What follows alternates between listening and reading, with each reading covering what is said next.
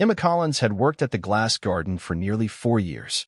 Tucked inside a luxury hotel just off Central Park in Manhattan, the restaurant was known for its crystal chandeliers, $200 steaks, and celebrity clientele.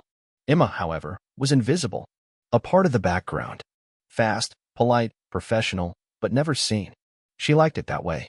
Most nights, she kept her head down and her thoughts quiet. But that Friday evening, everything changed. It was nearing 9 p.m., and the private dining suite was fully booked. Emma had been assigned to Table 8, the VIP table. She'd served movie producers, CEOs, even an ambassador once. But tonight, it was Gregory Whitmore, the billionaire real estate mogul who'd practically built half the Manhattan skyline. He was there with 3 other men in expensive suits. They spoke in low, careful tones, occasionally laughing, but only when Gregory did first. He had that kind of presence, one that drew attention without effort. Silver hair, dark eyes, and the kind of quiet confidence that filled a room without making a sound. Emma approached the table with a tray of desserts, creme brulee, pear tart, and a delicate chocolate soufflé. As she leaned forward to place the final plate, her elbow gently brushed the back of Whitmore's chair. Something slipped to the floor. She froze. It was a wallet. Sleek, black leather. Slightly worn around the edges, but clearly expensive. She bent down to retrieve it and saw something sticking out of one of the inner compartments, a small, folded photograph. Curious, and maybe a little stunned, she glanced at the image before tucking it back in. Her breath caught. The photo was old, black and white, maybe taken in the 80s. In it, a young woman sat on the edge of a fountain, smiling. Her hair was pulled back, her dress elegant but modest. The image was faded, but Emma knew that face. It was her mother, Claire Collins, but younger, radiant. And seated beside her, arm around her shoulders, was Gregory Whitmore, at least 25 years younger, but unmistakable. Emma's heart raced. "Everything okay, miss?" Whitmore's voice broke her trance. She blinked, startled, and quickly stood up, handing him the wallet with both hands. "Sorry, sir. You dropped this." He accepted it calmly, but when his eyes fell on the photo peeking out, she saw it, the flicker. That tiny shift in his expression. A flash of something behind the calm exterior.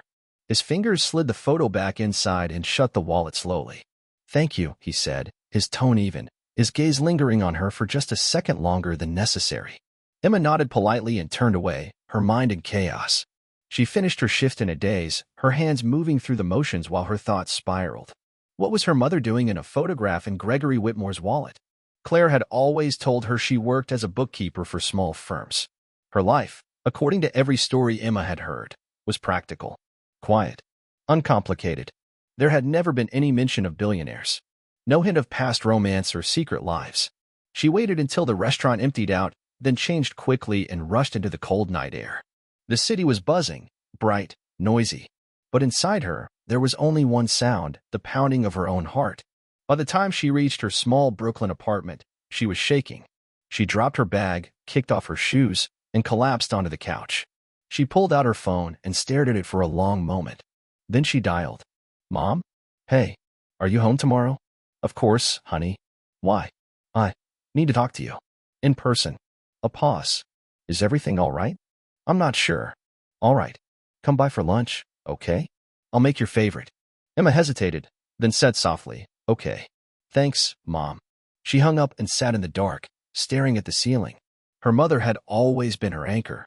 Steady, honest, self-sacrificing. But now, that photograph had opened a door to a past Emma never knew existed. A version of her mother she had never seen. And a connection to one of the most powerful men in the country. The next morning, Emma stood on the front steps of her mother's brownstone in Queens, her coat zipped to the collar, hands stuffed deep in her pockets. She'd walked the last few blocks just to clear her head, but it hadn't helped. She wasn't just nervous, she was angry, confused, hurt. That picture had torn a hole in her version of the past, and she needed to know what her mother had been hiding all these years. Claire Collins greeted her at the door with a warm smile, wearing a flour-dusted apron and smelling of cinnamon and nutmeg. "You look tired," Claire said gently, ushering her inside. "Did you sleep at all?" "Not really," Emma replied.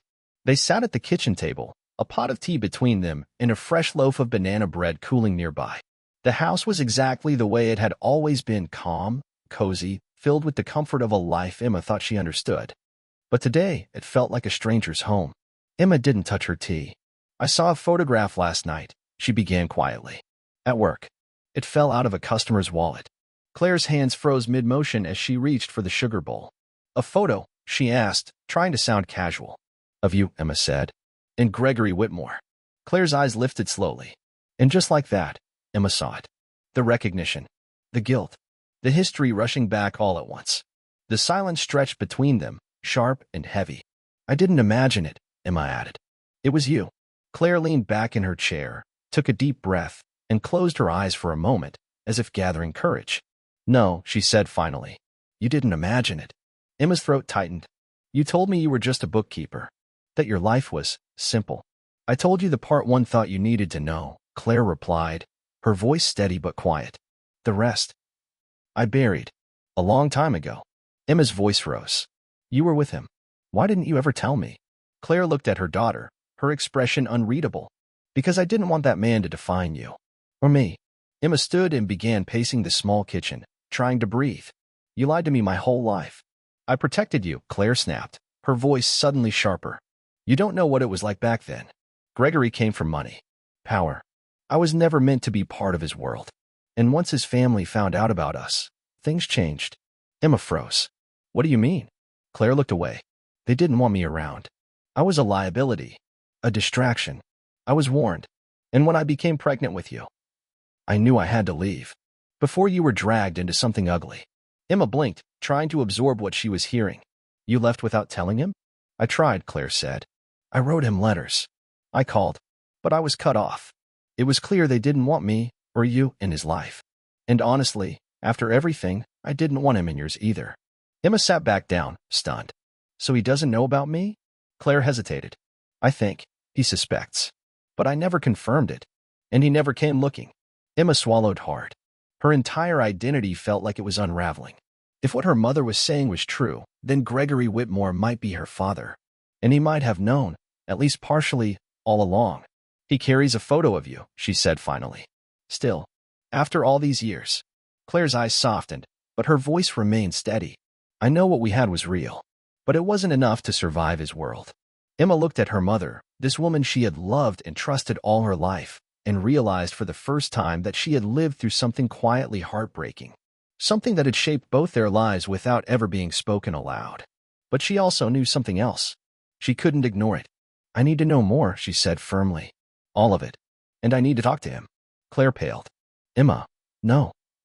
Yes. I deserve to know who I am. If he's my father, I need to hear it from him. I'm not a child anymore. You kept this from me because you thought you were protecting me. But now? Now I need the truth. Claire stared at her, torn between fear and love. If you do this, she warned softly, you may find answers you don't like. I've already found questions I never asked for, Emma said. But I can't keep living with a half-truth. Claire nodded slowly, eyes glassy. Then do what you have to do. But be careful. Gregory may carry that photo, but that doesn't mean he's the man you think he is. Emma stood and took her coat, her mind already racing.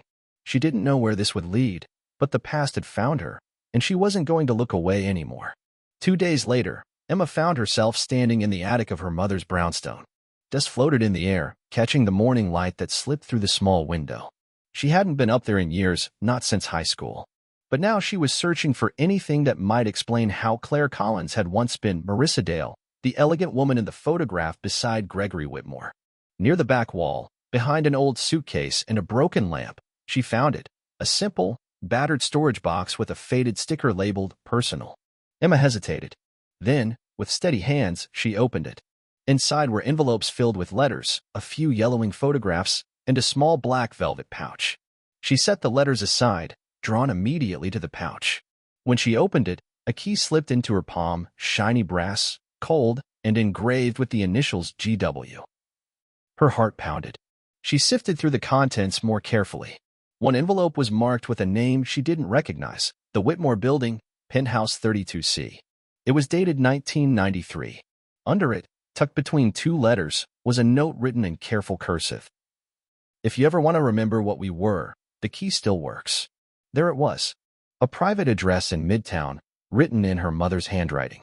Emma's pulse quickened. She had no idea what she'd find there, but she had to go. The Whitmore building stood like a silent monument of wealth in the heart of Manhattan.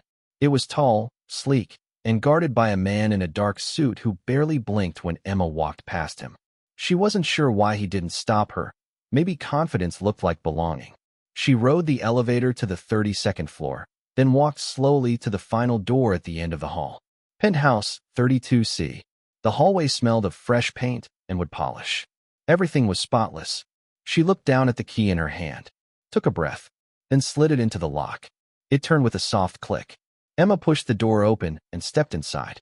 The air inside the penthouse was still, not musty, but untouched. Light filtered in through sheer curtains, painting golden lines across expensive furniture covered in white cloths. The apartment looked like it hadn't been lived in for years, but hadn't been forgotten either.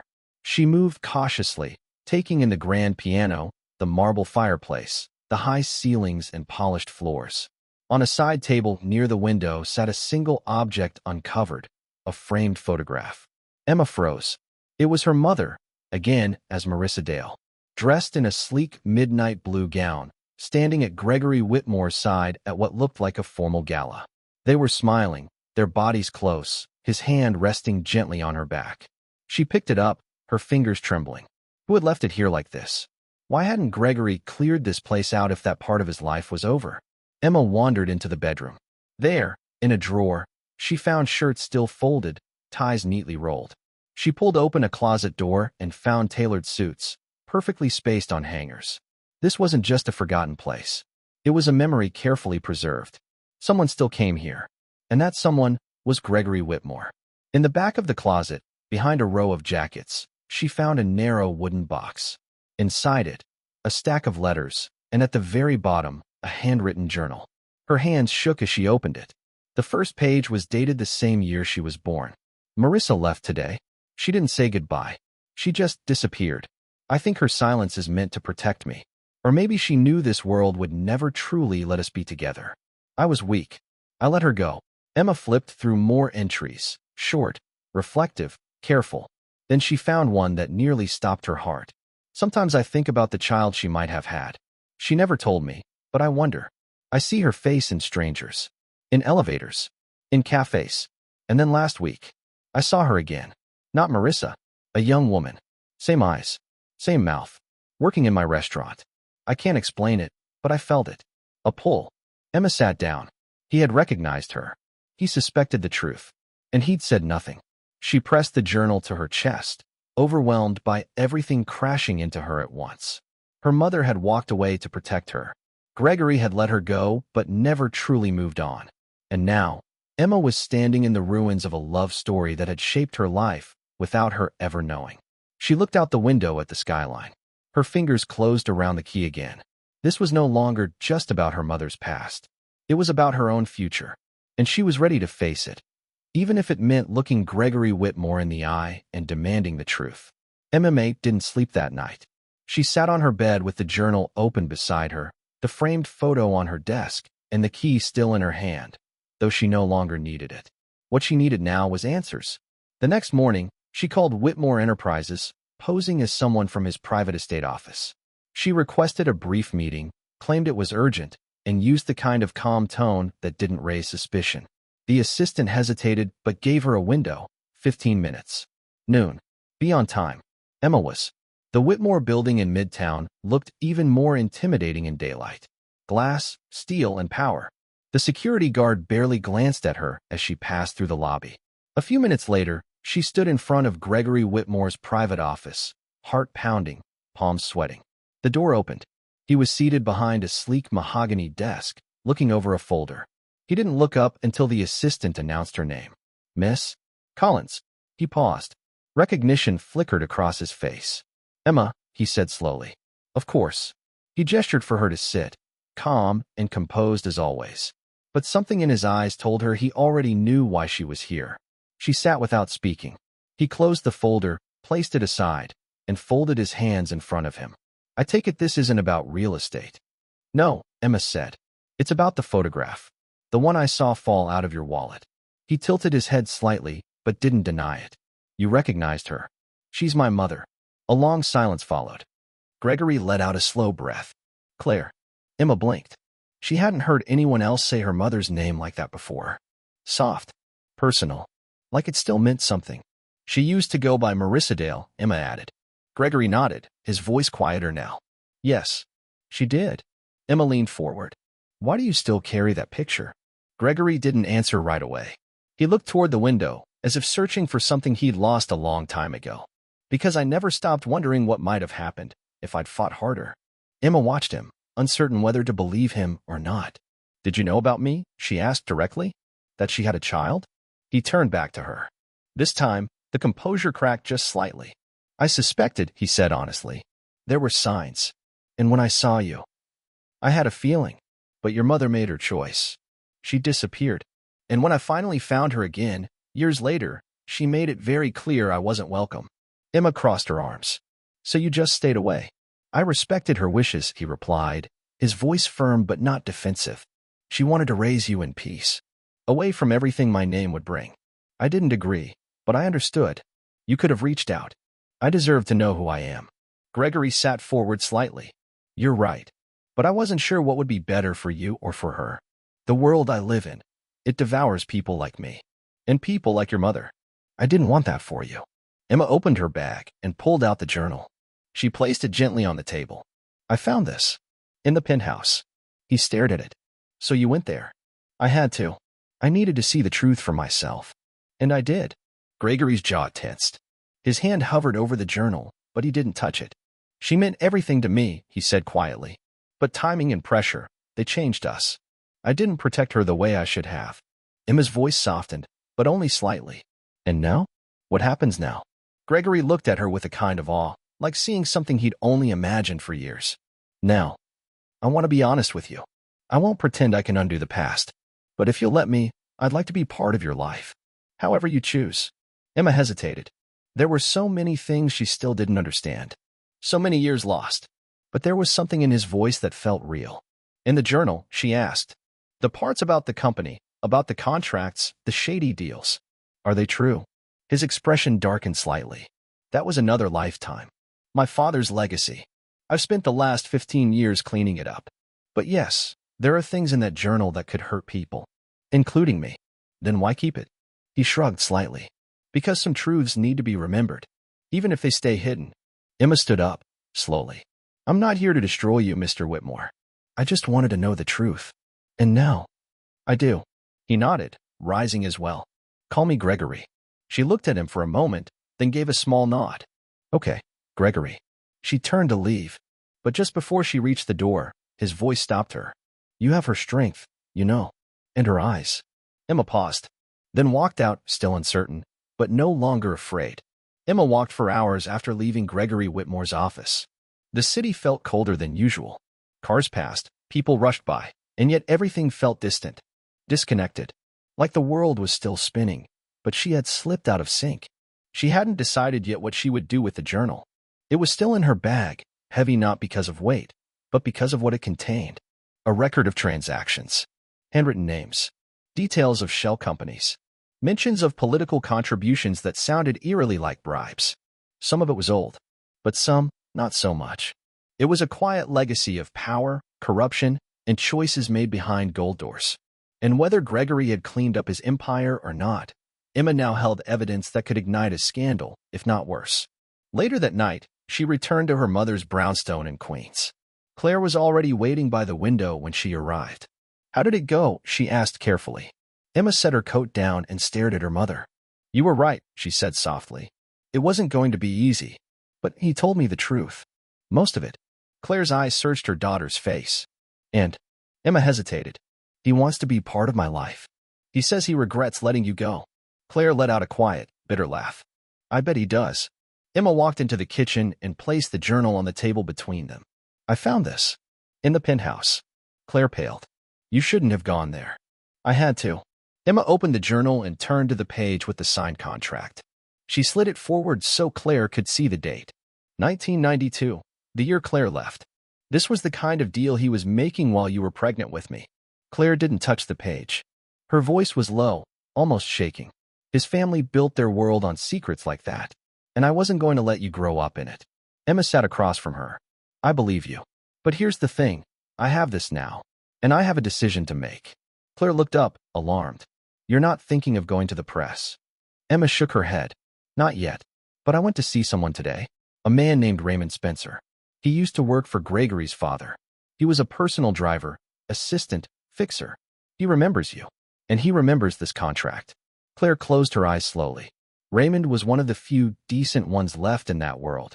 He gave me this, Emma continued. Said it's a copy of the original. Told me I could ruin everything with it, if I wanted to. Silence fell again between mother and daughter. Claire reached for Emma's hand. I know you're angry. I would be, too. But think carefully. This isn't just about the truth. It's about the cost of telling it. Emma nodded. She understood that now more than ever. Later that night, she sat alone with the journal, the contract, and her thoughts. She stared at Gregory's name, written in ink decades ago. His words echoed in her mind. Some truths need to be remembered, even if they stay hidden. Was that wisdom? Or cowardice? She thought about the kind of person she wanted to be. The kind of legacy she would build, not one inherited by scandal or silence, but one of clarity. The next morning, Emma returned to Gregory's office without an appointment. His assistant looked startled but waved her in. He was at the window, drinking coffee. He turned when she entered. No surprise this time. Just quiet curiosity. Emma. She placed the contract and the journal on his desk. I'm giving this back to you. He didn't move. You're not using it. I could, she said. I still might, if I ever learn you're still part of this kind of thing. But I'm not here for revenge, Gregory. I'm not like you. Or your father. He looked at her, really looked at her, for the first time without defenses. You're better, he said quietly. More honest. More grounded. Like your mother. Emma nodded. I want nothing from you. No inheritance. No trust fund. But I do want one thing. Name it. Acknowledgement. You say you regret everything? Then prove it. Tell the truth, to the people who matter. Start with me. Gregory stood there for a moment, hands clenched. Then he reached into his drawer and pulled out a folded sheet of paper. It was a notarized statement. I had this drawn up last night. If you'd refuse to meet again, I plan to send it. It names you as my daughter. It acknowledges Claire. No press. No cameras. But legal. Binding. Quiet. Emma took the paper in her hands. Thank you. What will you do now? She smiled. Live a life that's actually mine. For the first time. Gregory nodded. And for the first time since she'd walked into his world, he looked relieved. 3 months later, Emma Collins stood at the back of a crowded university lecture hall, arms folded, watching a group of business students present a project on ethical entrepreneurship. She wasn't part of the faculty, not yet, but she'd started auditing classes and volunteering as a guest coordinator for speaker events. After years of floating through life with no clear direction, she finally felt like she was stepping onto her own path. And she'd gotten there by walking through the fire of her past. Gregory Whitmore hadn't made any public statements. He hadn't tried to make up for lost time with lavish gestures. Instead, he called every few weeks. He listened more than he spoke. Sometimes he emailed articles he thought she'd find interesting. Occasionally, he sent flowers to Claire, not with a card, not with an apology, but with quiet respect. Emma hadn't forgiven everything, but she'd stopped carrying the weight of the unknown. At her feet sat a small leather satchel with the initials EC engraved on the flap. Inside it, neatly folded, was the notarized document Gregory had given her, the one that named her his daughter. She kept it with her, not because she needed his name, but because it reminded her of the choice she'd made, to know where she came from without letting it define her. Claire, for her part, had softened. They no longer avoided the subject of the past. Some nights, over tea, Claire would tell her fragments, stories from the early days, things Emma had never been old enough to understand before. There was pain, yes, but there was also laughter. And healing. Raymond Spencer, the man who'd handed Emma the proof that could have brought down a legacy, sent her a letter 2 weeks ago. It simply read, "The truth doesn't always need to roar. Sometimes it just needs someone to carry it." Emma had folded the letter and placed it inside the journal, which now lived in a locked drawer at home. She wasn't planning to release it. Not unless she had to. She was watching. And Gregory knew that. As the students wrapped up their presentation, the room burst into polite applause. Emma joined in, a small, proud smile playing on her lips. Behind her, someone quietly entered the room. She turned and saw him, Gregory, standing near the back, dressed in a gray wool coat, scarf tucked neatly at his collar. He nodded at her once. No announcement, no attention, just a silent presence. She hadn't told him she'd be there. He must have found out through someone on the event committee. Or maybe he just guessed. Emma stepped toward him after the students finished clearing the stage. You didn't have to come, she said. I wanted to, Gregory replied. They walked slowly into the hallway together. You looked comfortable in there, he added. Confident. I'm working on it, she said. Still figuring it all out. He smiled gently. That's what we're all doing. They paused by the building's front doors. I won't ask to be your father in the traditional sense, he said. I know that role was never mine to begin with. But if ever you need advice or someone to talk to who doesn't expect anything in return, I'm here. Emma looked up at him, and for the first time, there was no tension in her chest. Just calm. I think I'd like that, she said. He nodded once, then reached into his coat pocket. One more thing. He handed her a small box. Inside was a pendant. Simple. Gold. Etched on the back were 3 words. Know your name. Emma held it in her palm, surprised. It belonged to my mother, Gregory explained.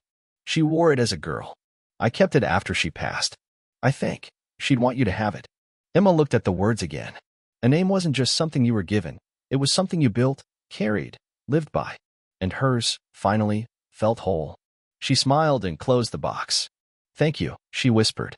Then she turned and walked out into the winter air, the city stretching wide in front of her. Not as someone's secret, not as someone's mistake, but as Emma Collins, her mother's daughter, and her own woman.